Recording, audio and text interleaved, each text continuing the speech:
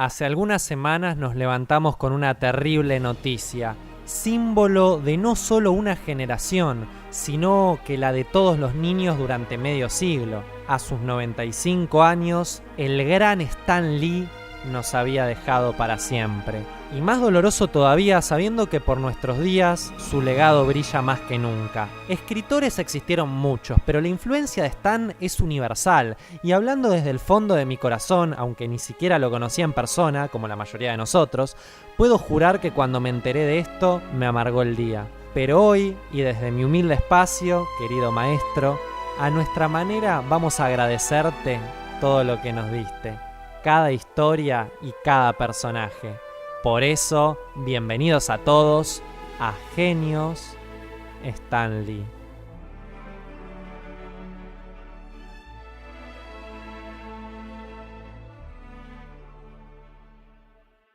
Nacido bajo su nombre de no superhéroe, Stanley Martin Lieber, el hombre, nació el 28 de diciembre de 1922 en Manhattan, Nueva York, hijo de Celia y Jack Lieber, un matrimonio de inmigrantes judíos rumanos. Arden los boxeros. Un matrimonio de inmigrantes judíos rumanos. Su papá, como muchos otros inmigrantes, era sastre y la tuvo que rebar muchísimo gracias a la Gran Depresión.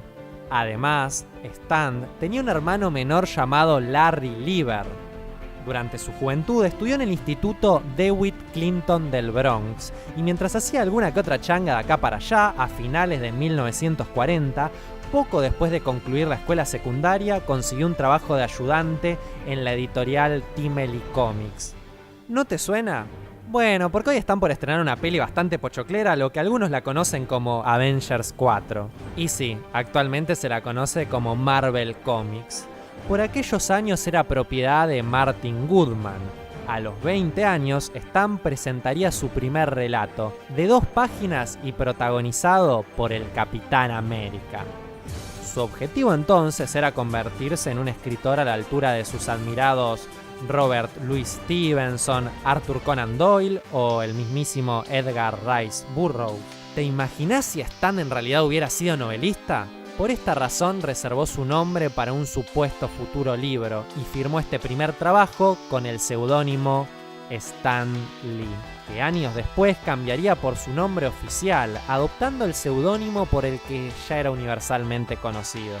A veces al principio también es llamado Stan the Man, como ya lo hice al principio. Y esto no es la única vez que el destino pudo haber cambiado para el viejo, sino que en 1960 Stan Lee estaba a punto de dejar Marvel Comics, pero su mujer le hinchó los huevos para que cree el cómic que siempre deseó hacer. Y así fue como un año después, en 1961, el éxito le rompió el timbre de su vida. Los 4 Fantásticos vieron la luz. Pero todavía tenía muchas historias más por crear. Supongo que, junto a mucho, pero mucho café, Jack Kirby y Steve Ditko se darían manija durante la próxima década creando más historias y personajes al rolete. Tanto fue así que Marvel se convirtió en la editorial más importante del momento y marcó el comienzo de la llamada Edad de Plata del cómic estadounidense. Stan Lee permanece durante gran parte de los 70 como redactor jefe de la apodada, a partir de entonces, Casa de las Ideas, siendo sucedido por su ayudante Roy Thomas. Qué viejo groso, la puta madre.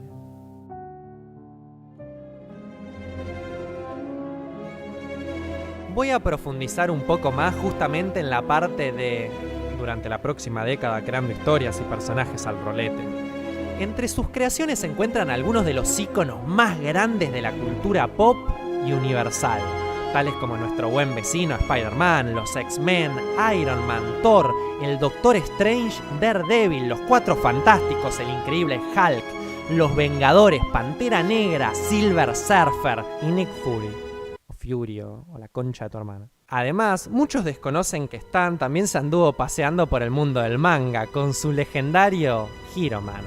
Por otro lado, y cavando un poco más profundo en la cultura, como si ya Spider-Man no fuera lo suficientemente profundo, que hasta te llenó el cocoro de telarañas, su carisma y capacidad creativa influyeron muchísimo a los autores que vendrían después. Por citarte a solo alguno de ellos, escuchá. ¿Alguno de ustedes vio las películas de Spider-Man de Sam Raimi? Esas las que se estrenaron como por el 2002. Y de no ser así, anda a ver la cara de Rabino. ¿Por qué dices?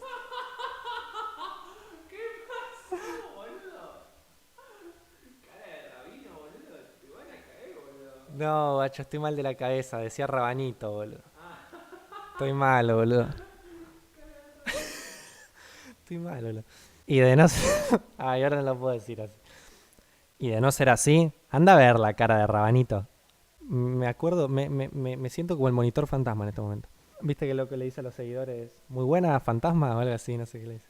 Bueno, a más de a uno, e incluso a mí, en mi versión escuincle de 5 años, le llamó la atención cómo Spidey, además de salvar a la ciudad, tenía que fumarse al rompehuevos del jefe, mientras tenía que pagar a duras penas el alquiler de ese monoambiente con modo donde vivía.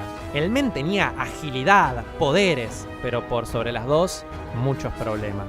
Además, sumado a que Mary Jane no le daba bola, lo volteaba y encima se tenía que aguantar que el amigo se la voltee.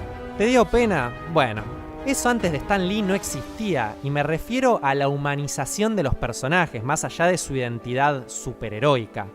Para esto, el viejo insistió en que todos sus héroes deben tener un punto débil, y como Spider-Man era su hijo más mimado, lo llenó de más problemas que la economía venezolana. Por otro lado, y yendo un poco más para el lado de las palabras, dotó a sus personajes de un lenguaje grandilocuente y tan sobrecargado que, en el caso de artículos y textos publicitarios, llegaba a estar entre la autoparodia, lo circense e incluso lo absurdo. Otro detalle curioso es que a la hora de poner los diálogos en sus historias, Stan inventó un método rarísimo pero innovador.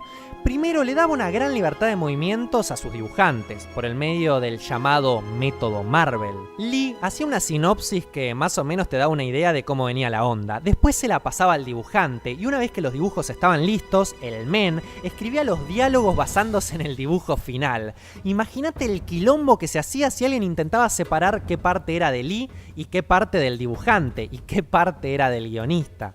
Y como último punto, y por si no lo habías notado, insistió en llamar a sus personajes con nombre y apellido con la misma letra inicial. Por citarte algunos ejemplos: Peter Parker, Matt Murdock, Stephen Strange, Fantastic Four, Doctor Doom, Bruce Banner, entre otros. La realidad es que no fue todo rosas, champán y fiesta en el yate para Stan Lee y los cómics. Hace algunos años, y con la masificación de otros medios de entretenimiento, tanto Marvel Comics como DC Comics se vieron forzados a tener que vender los derechos de muchos de sus personajes a otras empresas. Sea el caso de los X-Men a Fox y Spider-Man a Sony, que por suerte hace poco volvió a la Casa de las Ideas a manos de Tom Holland. Los 90 y 2000 fueron tiempos malos para los superhéroes, pero malos posta. Tuvimos entregas cinematográficas horrorosas que poco aprecio le tenían a su contraparte de los cómics. Entregas partiendo de mediocre para abajo, a excepción de algunas pocas, y que lamentablemente les hizo perder mucho del cariño y respeto que los superhéroes habían ganado durante el siglo pasado. Hasta que en 2008, Marvel daría un batacazo a las carteleras del cine con el estreno de Iron Man. Recuerdo mi cara de asombro cuando en la escena post-créditos apareció Samuel Jackson interpretando a Nick Fury. Fue maravilloso.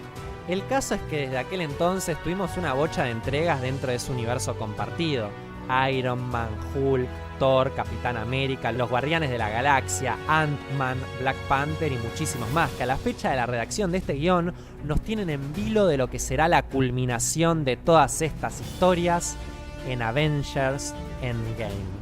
¿A qué voy con todo esto? Que el universo cinematográfico de Marvel logró resurgir de las cenizas a lo que a este paso sería simplemente un lindo recuerdo. Y no solo eso, sino que el mismísimo Stan fue uno de los pilares para que esto fuera posible. Y ni hablar de sus desopilantes cameos que hoy, vistos en retrospectiva, nos sacan un lagrimón. Pensá que a principios de los 90, donde el cine de superhéroes estaba empezando a surgir, Marvel tuvo que dejar ir a su favorito a manos de una multinacional japonesa que poco sabía de cómics y que por suerte logró sacar 2 buenas pelis de 3 antes de flashear con un reboot. Ahora pasemos de esto a lo que el universo cinematográfico de Marvel representa en cuanto a número. Este año se cumplieron 10 años desde aquella primera entrega de Iron Man, sumando un total de 20 películas hasta la fecha, 2 por año, ponele. Bueno, en este momento te voy a pedir que pauses el video e imagines que estás en el cine comprando una entrada y multiplica ese precio por toda la gente que pensás que pudo haber ido a verla con vos. ¿Listo? Ok, porque seguro el número te queda chico. Marvel Studios lleva acumulado un total de 17.505.000 millones de dólares. Ahora animate a decir que las películas de superhéroes son una boludez y a nadie les interesa. Stan Lee fue y seguirá siendo un ícono de la cultura pop. Hacé un poco de retrospectiva y pensá en cómo hubiera sido tu infancia sin este grosso, de verdad. Y sé que este es un video no tan corriente en el canal. Hemos hablado de Cobain, de Kubrick, y la verdad que si hubiera dejado pasar esto me estaría faltando mucho el respeto a mí mismo, como al gran Stan. Hoy me toca hablar desde el recuerdo, desde lo que fue y de lo que nos dejó a todos nosotros. Stan se quedará en la memoria de todos nosotros, en la de cada chico, adolescente, adulto, y sabrá hasta qué corazones habrá alcanzado a tocar sus maravillosas ideas.